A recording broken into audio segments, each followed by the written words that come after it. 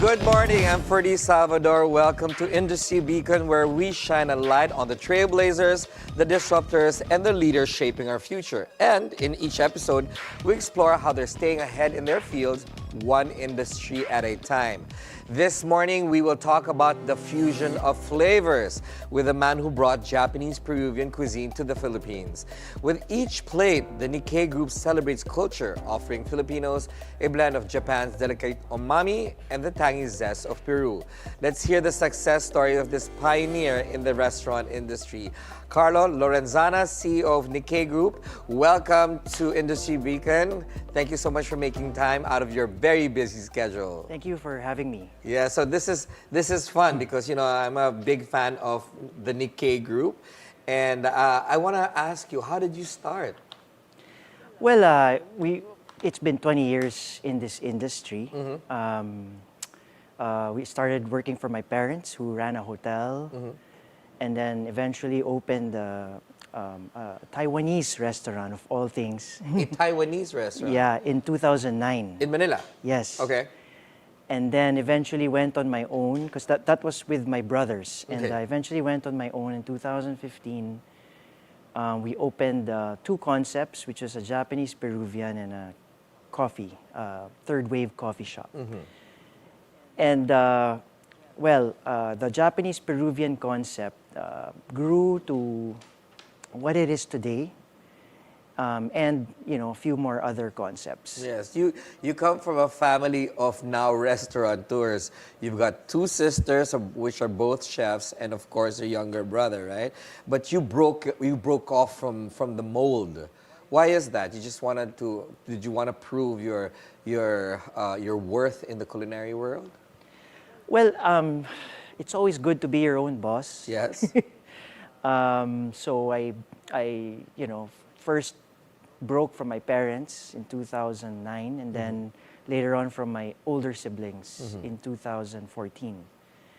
And I mean, it's been a good journey and adventure ever since. Why Japanese-Peruvian?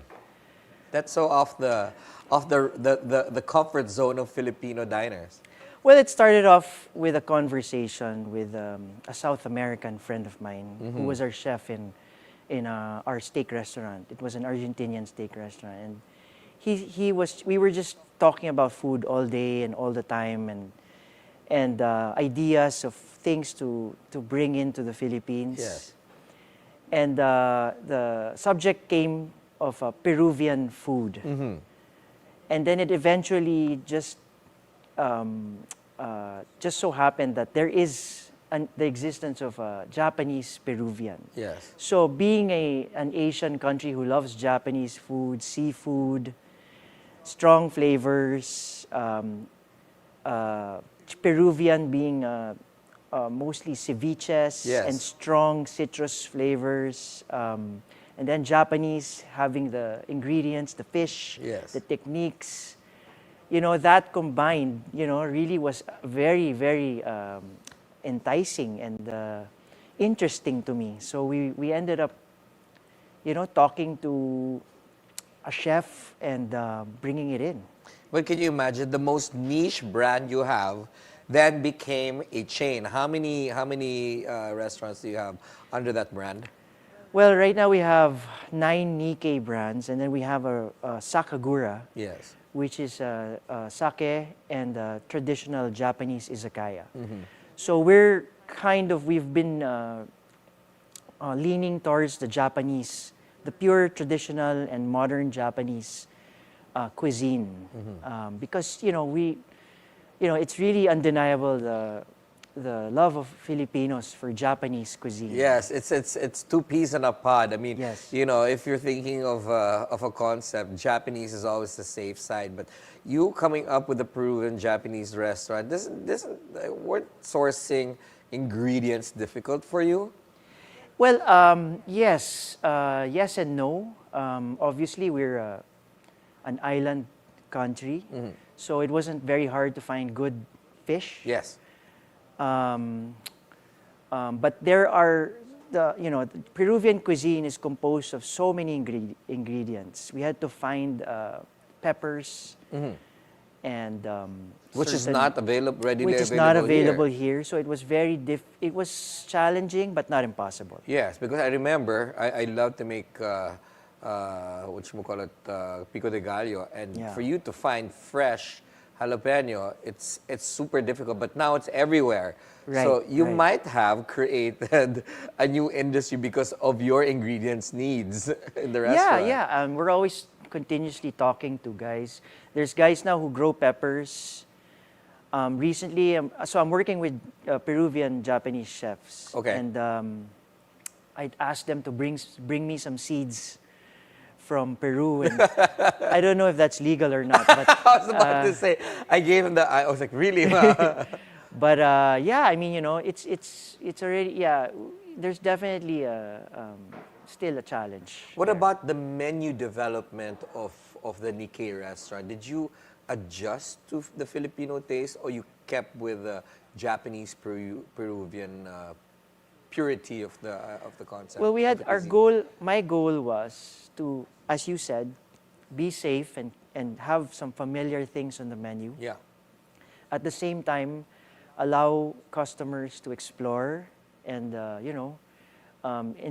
see how they enjoy the more modern and Peruvian items on the menu. And so far, both have worked. And so, how big is your group now with 9 Nikkei restaurants? And we'll talk about the other brands later. However, how many employees do you have now from when you started to today? How many have you got?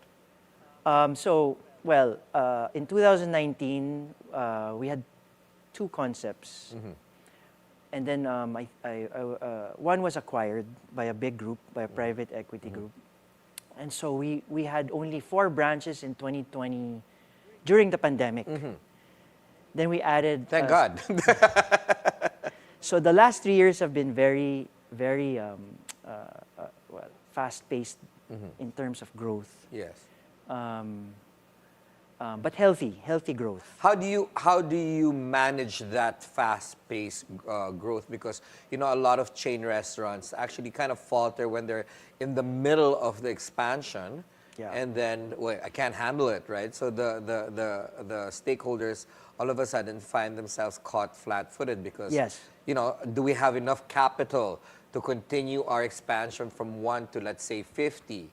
So you're 1 to 9. How did you manage that expansion? Well, we've been fortunate enough to work with good landlords, good partners. My wife, who's very helpful in business, Shout out to Jax.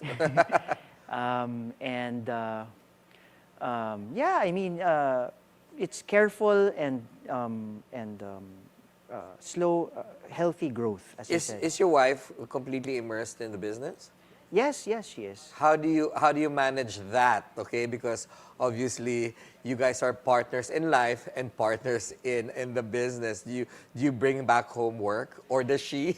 Well, knowing her, she probably brings back the work it's back home. everything you imagine. I wouldn't recommend it. But yeah, we've gotten through somehow. Amazing. Because of course that they all say, behind a great man is always an even greater woman, right? What about emerging trends in the food scene? What are you seeing now? Are we going super AI on food? Are we going back to tradition?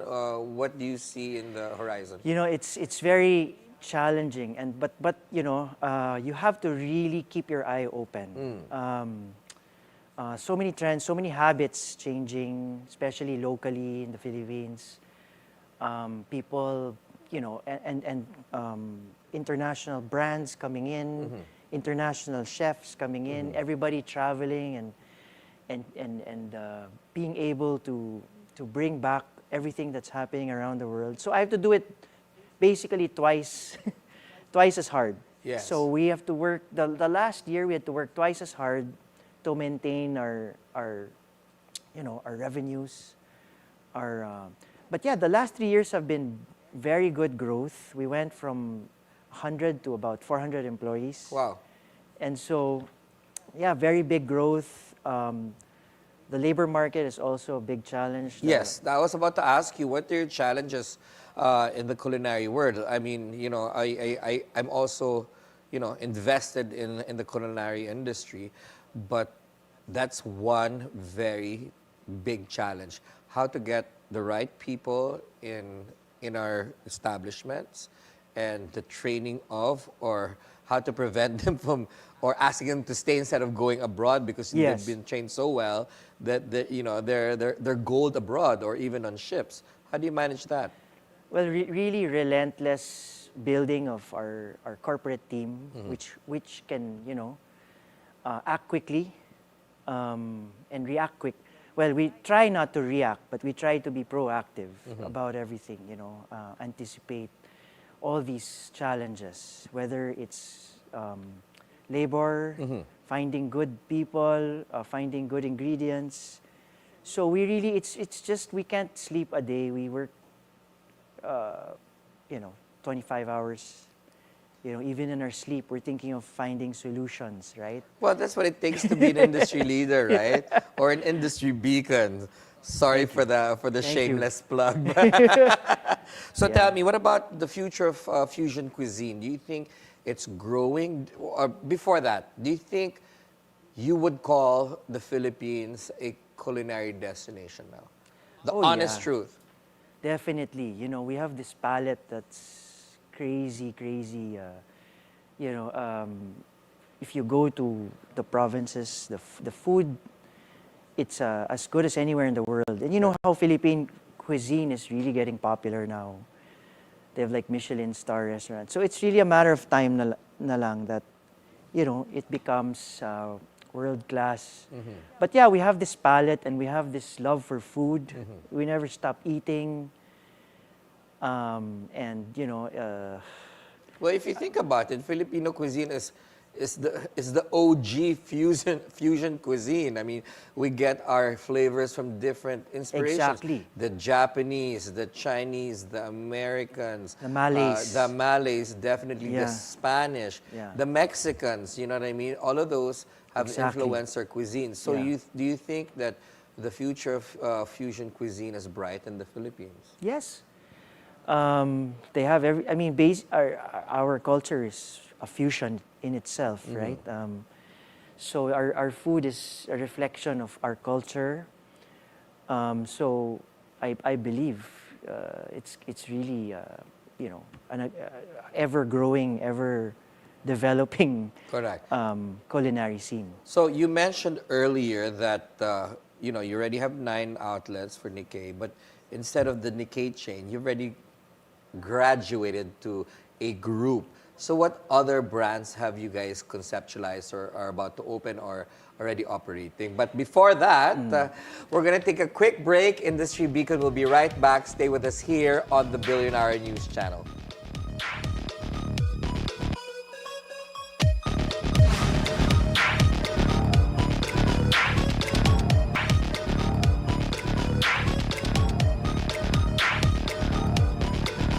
And we're back. You're still watching Industry Beacon. Still with us is Carlo Lorenzana of the Nikkei Group as we continue our chat on the restaurant industry. So before taking a break, we were discussing about your new brand. So what's new in the Nikkei Group?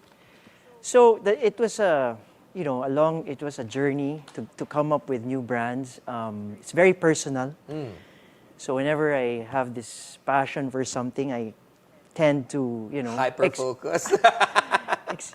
and find a way. So, and also whenever I'm traveling, I keep my eye open and so it's really a natural thing that happens.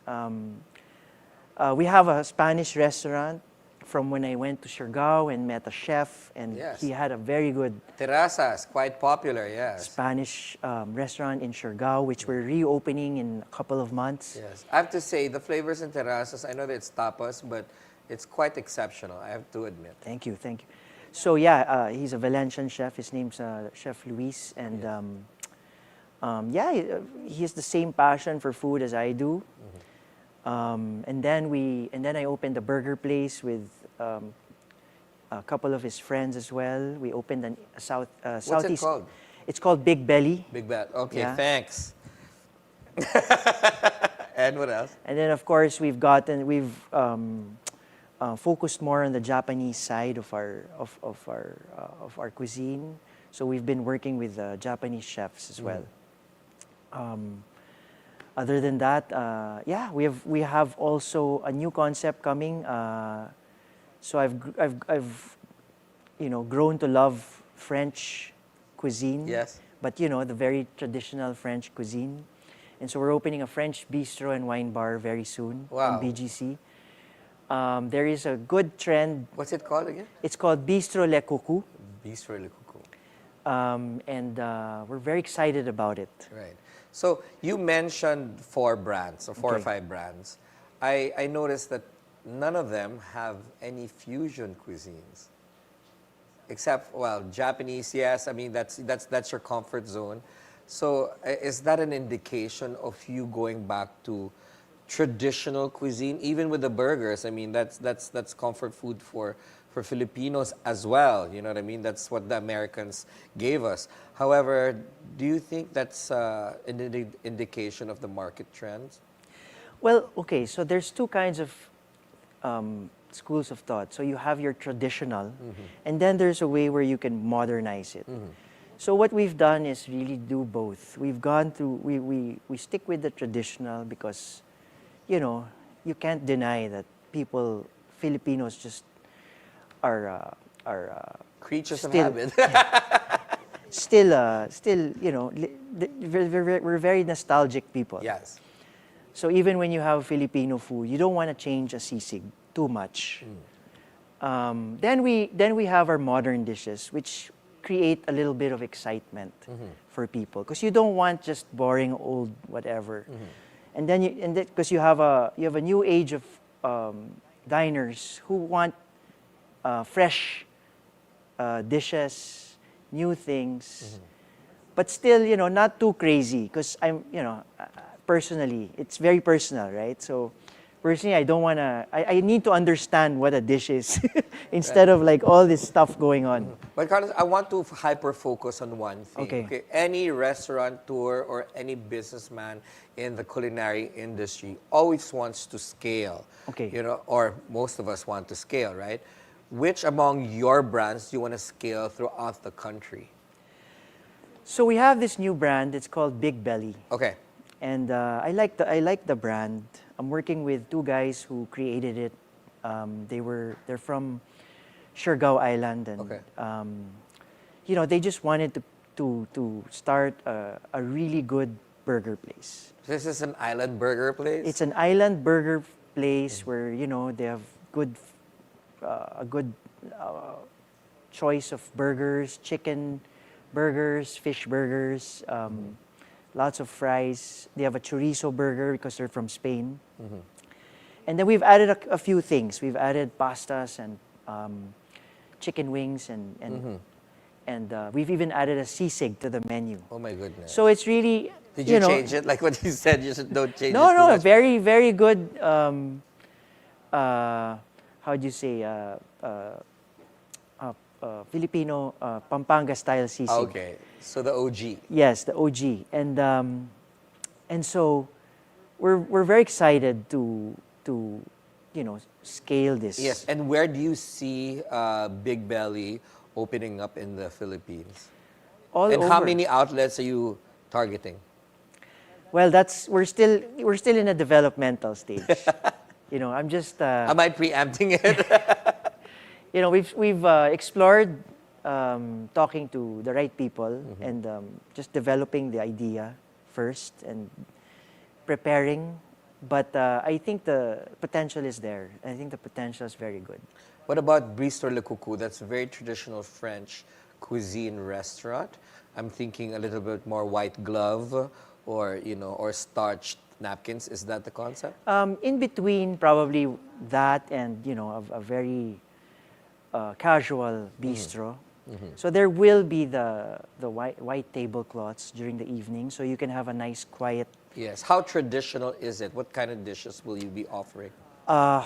Steak au pas, you have the French style steaks and the duck magrets, and you have the foie gras and the seafood. You have the lobster, the pastas, everything. A lot of stuff that pairs good with wines. Because I've just visited a few countries with a good wine area, and I've just grown to love food and wine. Right. Always paired together. Aside from Big Belly, which of your restaurants do you think you want to scale even more? Okay, so possibly, scaling is a very it's not really first on my mind. Okay. When I open a restaurant, as opposed to others. Yes. As opposed to what comes to mind when you're opening a restaurant? Is it the passion first?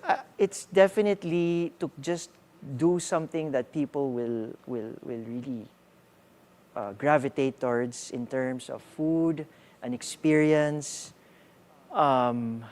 service, the whole, package in terms of, and obviously as an entrepreneur, it has to, be a good business. Yes, it has to make model. sense, of course, yeah. And it's not necessarily to scale. In fact, I'm just finding myself with 10 Nikkei restaurants is just a shock already to me. Every day when I think about it.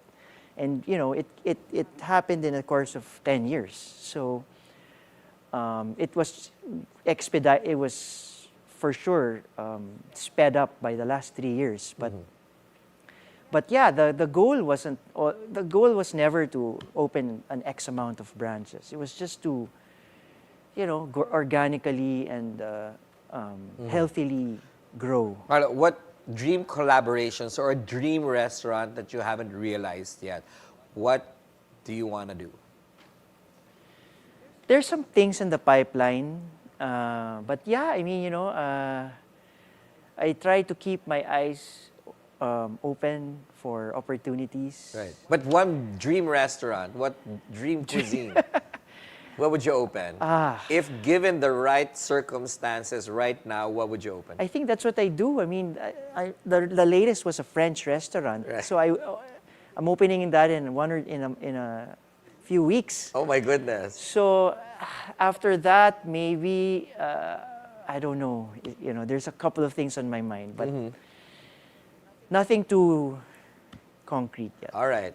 My last question for you. What is your biggest mistake? Biggest mistake. My biggest success and my biggest mistake would be to work with my wife. Because, it's difficult. Wow. I don't know how she's going to take that, but I'm going to give you my mobile number later. If you need a backup, I am there for you. Thank you so much for spending your morning with us today.